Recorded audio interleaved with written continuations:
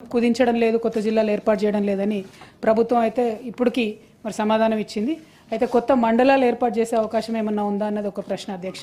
రెండవది, మమ్మల్ని మీరు ఇదివరకు చాలా విమర్శ చేసిన విషయం ఏంటంటే మీరు కేంద్ర ప్రభుత్వంతో సఖ్యతతో లేరు కాబట్టి మీరు ఎక్కువ నిధులు తెచ్చుకోలేకపోతా ఉన్నారని మమ్మల్ని విమర్శ చేశారు అధ్యక్ష. మరి గడిచిన సంవత్సర కాలంలో గౌరవ ముఖ్యమంత్రి గారు దాదాపు నెలకు 2-3 సార్లు ఢిల్లీకి పోయి కేంద్రంలో పెద్దలందరినీ మంత్రులందరినీ కూడా కలిసి వచ్చినారు. మరి ప్రతి జిల్లాకు రావాల్సినటువంటి నవోదయ పాఠశాలలు తెచ్చుకున్నారా? లెఫ్ట్ వింగ్ ఎక్స్ట్రీమిస్ట్ జిల్లాల కింద మన జిల్లాలు చాలా ఎక్కువ ఉన్నాయి, వాటిని ఎన్నింటినీ రికగ్నైజ్ చేస్తున్నారు. మూడోది అధ్యక్ష, మరి ముఖ్యమైనటువంటి విషయం, బ్యాక్వర్డ్ గ్రాంట్స్ ఏదైతే ఉంటాయో అవి వచ్చినాయా రాలేదా? అవి దాదాపు 1800 కోట్లు పెండింగ్ ఉన్నాయి. మరి ఇన్నిసార్లు పోతా ఉన్నారు, ఇంత సఖ్యత మెయింటైన్ చేస్తూ ఉన్నారు మీరు, ప్రధానమంత్రి దగ్గర నుంచి మొదలు పెడితే ప్రతి ఒక్కరితోని ఎక్స్ట్రా అడిషనల్ నిధులు ఏం తీసుకొచ్చినారు అనేటటువంటిది ప్రశ్న అధ్యక్ష. ఇందాకటిది నేను మీరు అన్నారు అధ్యక్ష, నెక్స్ట్ క్వశ్చన్ మీదే దాంట్లో అడగండి అని చెప్పి గౌరవ పొన్నం ప్రభాకర్ అన్న వెళ్ళిపోయినారు. కానీ ఆయన మాట్లాడుకుంటూ ఒక మాట అన్నారు అధ్యక్ష, మేము చనిపోలేదు పిల్లలు అది ఇది అని చెప్పడం జరిగినారు అధ్యక్ష. 53 మంది పిల్లలు చనిపోయినారు అనేటటువంటిది వాస్తవం అధ్యక్ష. ఆ కుటుంబాలు పేరెంట్స్ అందరూ బాధపడుతున్నటువంటి సందర్భం. ఆ చనిపోయినటువంటి వారందరికీ కూడా ఎక్స్గ్రేషియా ఇవ్వమని చెప్పి మేము డిమాండ్ చేయడం జరిగింది అధ్యక్ష. ఇస్తారా ఇవ్వరా అన్నటువంటిది ఒకటి. ఇంకొకటి, ఏది మాట్లాడినా ఇప్పటి వరకు సంవత్సరం అయిపోయిన తర్వాత కూడా మరి కేసీఆర్ గారు ఏమన్నా ఇంట్లోకి వెళ్ళి ఇచ్చిరా అంటే, మరి ఇవాళ మీ ముఖ్యమంత్రి రేవంత్ రెడ్డి గారు ఏమన్నా ఇంట్లోకి వెళ్ళి ఇస్తున్నారా? మీరు ఎందుకు మాకు పెండింగ్ బిల్స్ ఇస్తలేరు?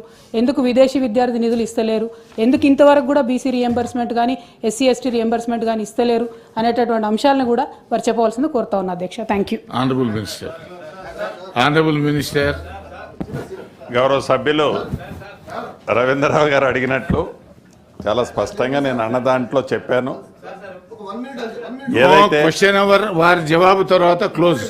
గౌరవ సభ్యులు, ఈ ప్రభుత్వం ఉన్న పాత జిల్లాలను ఏ జిల్లాలను కూడా రద్దు చేయాలనే ఆలోచన ఏమీ లేదు.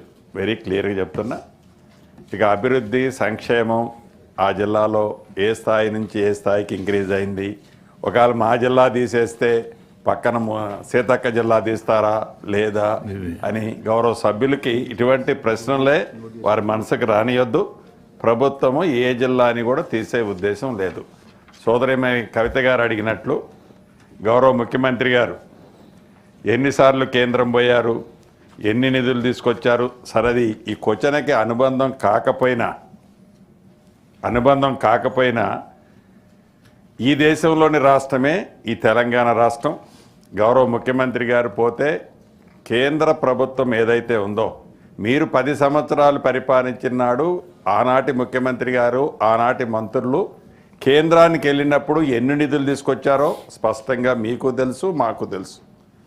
కేంద్రంలో అధికారంలో ఒక పార్టీ ఉండి రాష్ట్రాల్లో ఒక పార్టీ ఉన్నప్పుడు ఆ ఫైట్ ఎలా ఉంటుందో కూడా ప్రత్యక్షంగా పార్లమెంటు సాక్షిగా మనం చూసాం. ఇవాళ అసెంబ్లీలో అనేక సందర్భాల్లో మనం చేస్తున్న ప్రపోజల్స్ చూస్తున్నాం. మాటకు ముందు, మాటకు మధ్య, మాటకు చివర గౌరవ ముఖ్యమంత్రి గారు ఇన్నిసార్లు కేంద్రం పోయారు, ఏమి నిధులు తెచ్చారు, ఏమి నిధులు, డెఫినెట్గా పోయినప్పుడల్లా నిధులు ఏదో వ్యాగిళ్లతో వస్తాయన్నది కాదు. రాష్ట్ర ప్రభుత్వ పక్షాన మన పోరాటము, మన ప్రపోజల్స్ ప్రాపర్గా ఉన్నాయా లేవా, ఆ ప్రాపర్గా ఉన్న వాటిల్లో ఎన్ని వచ్చాయి, ఎన్ని వల్ల మనం మిస్ అవుతున్నాము, వాటిని సాధించుకునే దాంట్లో అధికార పార్టీగా మేము, ప్రతిపక్షంగా మీ కోఆపరేషన్ కూడా ఉండాలని ఈ వేదిక ద్వారా గౌరవ సభ్యురాల్ని సోదరీమణిని అడుగుతూ, ఒకటైతే నిజం, ఇది పేదోళ్ల ప్రభుత్వం, ఇందిరమ్మ ప్రభుత్వం. పేదోళ్ల కోసం ఎంతటి వరకైనా ఈ ప్రభుత్వం చిత్తశుద్ధితో పనిచేస్తుంది. Thank you. Question hour is over. Now special mentions.